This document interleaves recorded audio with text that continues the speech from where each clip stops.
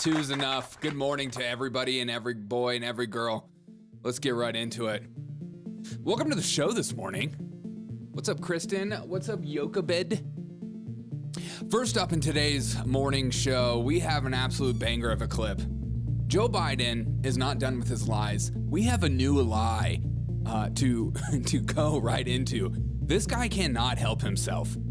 If there is a moment that he can show his political prowess by lying to connect with you and me, the viewer and listener, to pretend like he is a down-to-earth human being and knows about the struggle that you and I go through, Joe Biden will do it. And he did it just a second ago. And this lie might be one of the most insane lies I've heard out of this idiot's mouth. And the funny part is, this video is on MSNBC. They don't even have the balls to fact check him on MSNBC over this insane story. It's going to be added to Joe Biden's greatest hits. I'll just put it that way. And late night Stephen Colbert gets teary-eyed over Trump's potential return. When I say potential, I mean definite. Let's go. I'm ready for Monday. Stephen Colbert is already crying and feeling like he is going to go to jail and be a political prisoner. Stephen, nobody cares about you and your show that much. You fell off after COVID-19. You got cringe. You didn't continue to focus on comedy. And not only that, Kathy Hochul has a 2025 message for us all that might make you feel so cringy you don't know what to do with yourself. This is Derek O'Shea Show. Okay, let's go. Let's go lick the world. Trust the government. She sent in a little video for us. Oh. Here she is. Hey, in spite of everything you've heard, and let me just make sure you all know that it's actually me. Say it's me. Anti-woke. Anti-woke? Anti-woke? Finance says, kind of cool watching your subscriber count go up daily, man. That's awesome. I appreciate you, man. That means a lot to me. Yeah, we try to have fun on this show, and I hope it translates well, and I hope the show is different than every other political show out there. But let's get into this juicy of a clip. Joe Biden, a man known for many things. What are those things? Lies? Yes. A truck driver? A professor? Growing up in the black church, growing up in the Puerto Rican church. Joe Biden is a man of many talents. Joe Biden could write a book about himself and he wouldn't be able to finish it because he would just continue to make up stories over and over again until he ran out of stories in his head. Now here's a news story from his brand new interview with MSNBC about being a factory worker. A lot of criticism, understandably. We've invested more in red states than blue states. Oh, okay. That's in this book. That's in this report. Well, for two reasons. That's in this book right here. One, red states really screwed up because of the way they handle their economy and the way they handle manufacturing, the way they handle access to supply chains. You know, I remember being out in Iowa. Oh, here we go. And and I remember one of the big issues was that there was a small plant with 300 people, been around for 70 years. Yeah, I bet you My did. grandfather worked there. I worked there. My son works there. And they had the best education system at the time and rated the best state education system in the country. And all of a sudden, the kid comes home after he graduates and, Mom, I got to leave. There's no job for me here. The factory shut down. Well, guess what? How do you run a country that way? How do you do that? So, for example, guess what? The kid comes home and we're all confused because I just made this story and even I'm confused while I'm saying this story out loud. This story is opening up. It's like a bottle of wine. The longer I say that I committed to saying I worked in a factory, it's like a nice wine. It just starts to grow legs. It starts to have more character per se. But I went on to, let's not just go to Google and fact check him. I went to X. Let's see what AI would say. Did Joe Biden ever work in a Iowa factory? No, there's no record of Joe Biden working in a factory in Iowa. Joe Biden's career was primarily been in politics and law. And then I said, well, did Joe Biden ever work in a factory with his sons? No, there are no records or credible records indicating that Joe Biden ever worked in a factory with his sons. Joe Biden's professional experience has been centered around law and politics, not factory work. His sons Hunter and Boo also pursued careers in laws and public service, but there's no evidence that they worked together in a factory setting. And then I said, does Joe Biden ever lie? I mean, Joe Biden, there's no way. Joe Biden, like many politicians, has been accused of making misleading statements or outright falsehoods at various points in his political career. Here are a few points to consider. Fact-checking him, mismanagement is about his personal anecdotes or family history, exaggerations or inaccuracies. I think this would fit into all of these. In conclusion, Joe Biden has made statements that have been proven false or misleading. The extent and intention behind these statements can be subject to interpretation and debate. Well, when Joe Biden says, I worked in a factory with my father and my sons, and then one of my sons came home and said the factory's gone, that's a made-up story. You just got fact-checked. I want to hear it again. I love listening to a liar. I love listening to a liar just try to lie before you. And everybody like you and me, when somebody is lying in front of your face, you can just feel it. The energy feels off. The emotions feel off. The story isn't really connecting. It seems out of nowhere. And you're like, I didn't know that about you. You worked in a factory. And you're like, yeah, I totally did. Back in 1920. You're like, okay, were you alive? You know, I remember being out in Iowa. Yeah. And that's when you know a politician's lying. You know, I remember a time. No, you don't. You're making it up right now. And I remember one of the big issues was that there was a small plant Just a small plant. 300 people, been around for 70 years. The plant was so tiny. It was a tiny plant. It was so tiny. So tiny you can't even find it on a map because it's not real.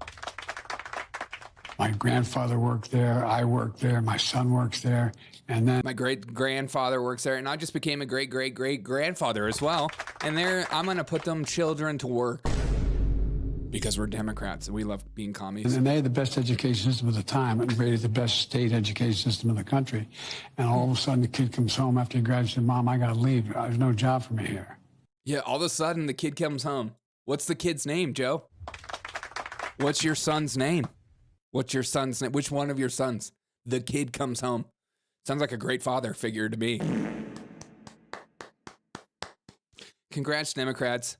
Your believability is going down. I believe old Joe came from Scranton, Pennsylvania, says Kristen. Yeah, exactly. But let's fact check Gronk. And I found these old pictures of Joe Biden actually working in the factory. Unbelievable. See, you can't trust. Oh, shoot. These are real pictures. There's Joe Biden working as hard as he possibly can. Joe Biden is a down-to-earth human being. Joe Biden works in many different aspects of life. There's Joe Biden on the factory trying to figure out this remote AR 3D printed gun. Joe Biden wears flannel when he works at the factory and a blue suit for protection. He's a man's man in his own eyes and in his own mind. Joe Biden gets the work done with his denim shirt on. He looks to the future for something new, but this tiny, tiny factory is running its course. And so is Joe Biden's eyes. Those look cross-eyed. But it doesn't end there with Joe Biden. He leaves us with an important message that we can all get behind. And this message is one of those messages that just completely freeze out of just freeze. I didn't think it, by the way. Are you okay? I mean, this is like a 10-second freeze. Right. I didn't think it was, I've got to go to Ukraine. I've got to go to Ukraine. That's another clip. Joe Biden, goodbye. I'm going to miss your lies, and I hope you go on to talk shows everywhere on earth and show your lies to the American public. I hope you're on Stephen Colbert on the next episode immediately after departure. And that being said, let's get right into Stephen Colbert as well. Stephen Colbert is one of the cringiest humans known to mankind. I've said this many times. I know Stephen. And Stephen used to be cool. Stephen used to be down to earth. Stephen used to be a normal human being. I knew him back in Charleston, South Carolina, and I used to serve him breakfast almost every morning at a cafe I worked at. Very nice guy, would come in, make jokes, get his food, walk out. I try not to bother him because he's a celebtard, and you got to give these people space. But then COVID-19 happened, and that's when his brain completely broke. And now the TDS has been ramped up. So you would think over years that the TDS would calm down. You know, because when you start to have very irrational thoughts or irrational beliefs about surroundings around you and your paranoia is up, you start to challenge those thoughts so that you calm down, so you're not having panic attacks every 5 seconds at the idea of Donald Trump being president. So you relax. But he's not done because he's got a show to put on. And he needs his listeners to freak out as much as him. He wants to not feel alone. That is the darkest thing you could possibly say. But listen to Colbert freak out. Tide is just a little bit of sweet and sour. Yeah, a little sour. A little semi-sweet chocolate chip. It's the end of an era because this is our last show of the Biden administration. Oh my God, what? This is our last show of the Biden administration? We're done. We're done. This is the last show of the Biden administration. That should sound more like a YMCA dance. Not a sad, depressing moment, Stephen. Yeah, it's been a good run. Yeah. It's been a good run, Joe. Thank you. It's been Thank good. you for all your efforts. Next time. Yeah, we're all gonna die.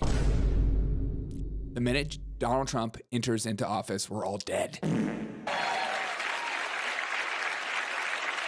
Next time you all see me, Donald Trump will be president, and you may not see me. Next 4 years, we're taking this one day at a time.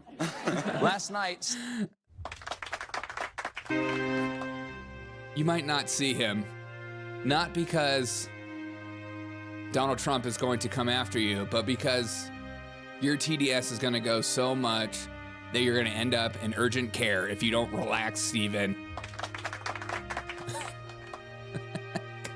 Watching these people's brains break over the next 4 years is going to be fantastic. So make sure to strap in, have a great time, and get into it because these idiots are going to lose their minds. I thought that after Donald Trump receiving the popular vote, that maybe they would take a hint.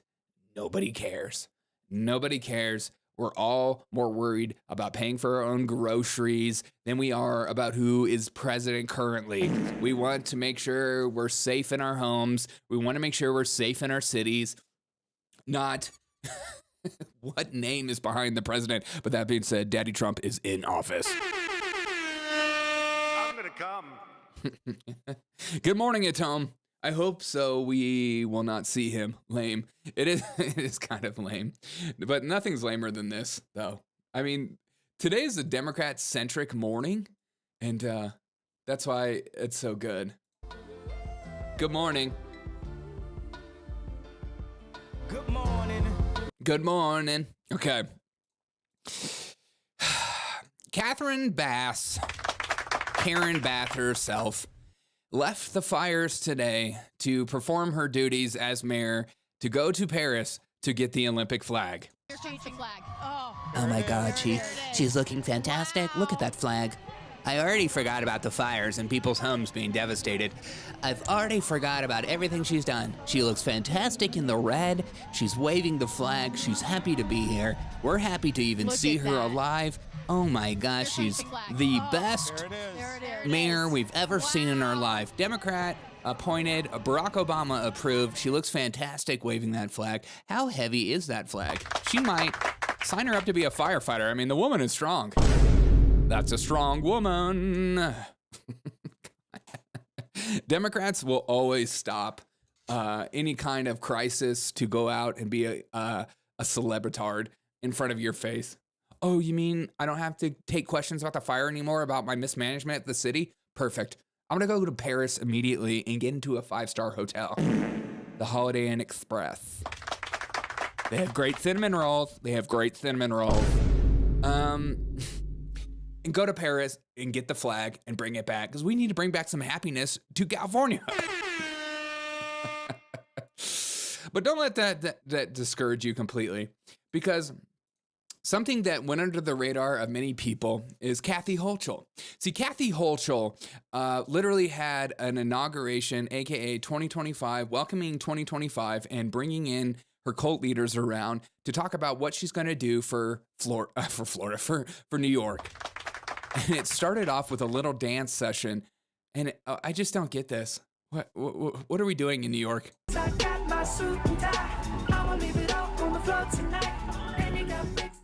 I mean,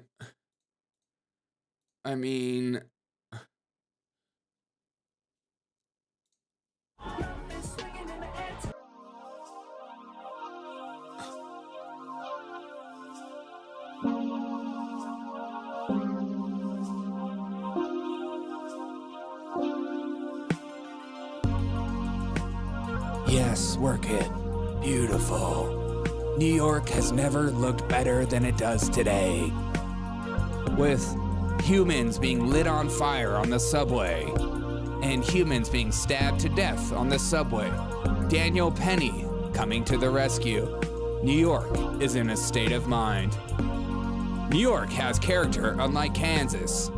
It's a New York thing, you wouldn't get it. We're in denial all the time, even when our state is absolutely horrible to live at. You can come here, you can make your way, you can feel unsafe on the subways, and guess what? There's a new $20 tax every time you drive. You want to drive in the city? Think again. You're gonna pay $100,000 just to drive on our roadways. Look, we're gonna dance as our complete destruction of society happens before our eyes. And look, I get a lot of crap for my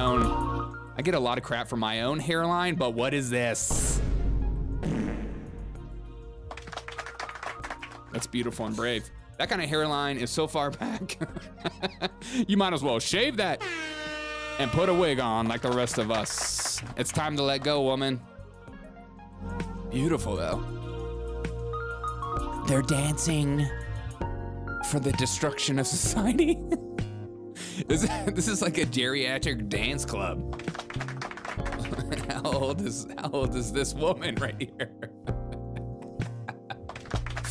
Everything about the Democrats are so cringe. I love it. I freaking love it, dude. Let me see some of your chats. Good morning, Sunday morning, Nancy Pelosi. Good morning, Sunday morning. Still one of my favorite memes of all time. Hey, Derek, I'm a new sub. You make me cry laughing. Hey, thanks so much. I hope so. Some days I'm feeling it. Some days I don't. So just be aware. Some days it's a roller coaster here. We enjoy a roller coaster. We have a little roller coaster fun because the news makes us sometimes feel absolutely insane. And sometimes the news makes us feel good. It makes us feel silly. And that's important in life. Don't just freak out about the news. Enjoy the news. Because remember, the news, at the end of the day, so much, probably about 99.9% of it is just propaganda based on whatever side you're listening to. And because they got to keep the clicks a-coming. Derek made another person cry. I think it was crying in a good way, okay? Freaking Valerie, you idiot. God. I'm going to miss Joe Biden. I'm going to miss listening to these stories. It's like, he's like the grandfather I never had. Okay, I have a way better grandfather than him, but can you imagine being married to this guy and just listening to make-up crap? Joe, did you know you said that you worked in a factory? I did? Oh. God. All right, guys, I am going to work. I hope you have a fantastic rest of your day. Enjoy this Friday. Make a difference in someone's life. Have fun. Today's a Friday, and if you are somewhere in the middle of America and you're getting ready for a polar vortex that's heading your way, enjoy it. Go outside. If it's negative 35 degrees, go outside, freeze your butt off. It makes you a stronger person. Play outside, get crazy, maybe die. But you're gonna die a death of adventure, and that's important. Have a great day. I'll see you guys later, okay? Enjoy this Friday as I sip this coffee. And remember that even in the midst of the darkest pain, politicians will find a way to make you feel cringe on the inside and outside and make your skin crawl. Coffee. See you guys later.